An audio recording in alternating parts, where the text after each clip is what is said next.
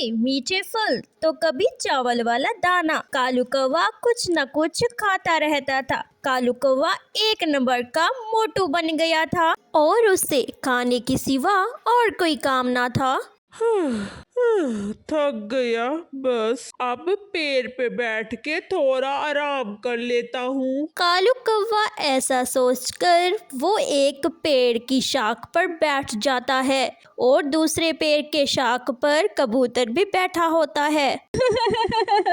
कालू कौवा देखो तो सही अपना पेट, तुमसे बड़ा तुम्हारा पेट, कम खाया करो, दिन ब दिन तुम्हारा पेट तुमसे भी ज्यादा बढ़ता जा रहा है।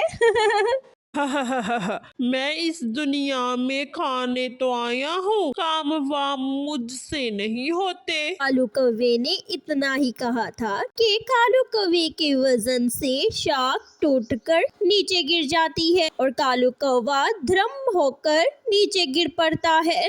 मर गया, मैं मर गया, कबूतर मुझे उठाओ। ये देखकर कबूतर भी हंसने लग जाता है। आज शाख टूटी है, कल तुम्हारी वजह से घोंसला टूटेगा और बढ़ते हुए पेट के साथ तुम उड़ भी नहीं सकोगे।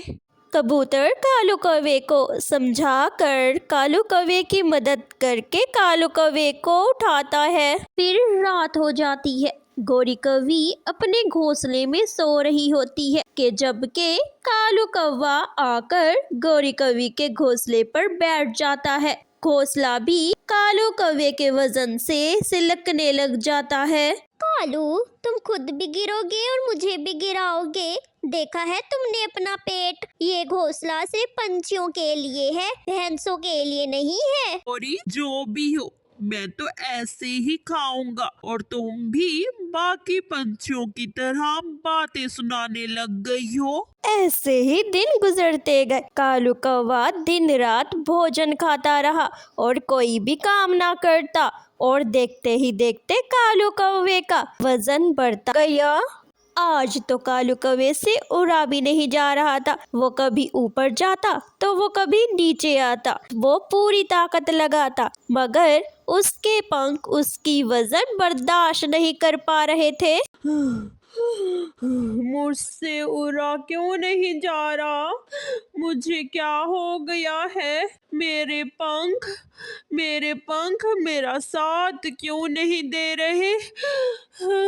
कालू कौवा पेड़ के नीचे बैठकर नीचे पड़े दाने खाने लगता है। ऐसे ही शाम हो जाती है। गोरी कौवी को कालू कौवे की चिंता हो रही होती है। गोरी कौवी कालू कौवे को ढूंढने निकल पड़ती है। कालू जी, मैं घर बैठे परेशान हो रही हूँ और तुम पेड़ के नीचे बैठ के दाने खा रहे हो। गोरी, कालू को उल्लू वैद्य से दिखाओ, वही ही कुछ कर सकता है, हमारे बस की तो बिल्कुल भी बात नहीं है। चिड़िया ऐसा कहकर वहाँ से चली जाती है। गौरी, मुझे भूख लगी है, मुझे फिर से भूख लगी है।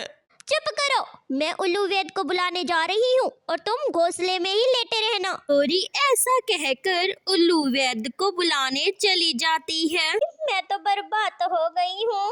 कालू तो अपने घोंसले से उठ भी नहीं पा रहा और खाने की जिद कर रहा है। चल के एक बार तो उसे देख ले।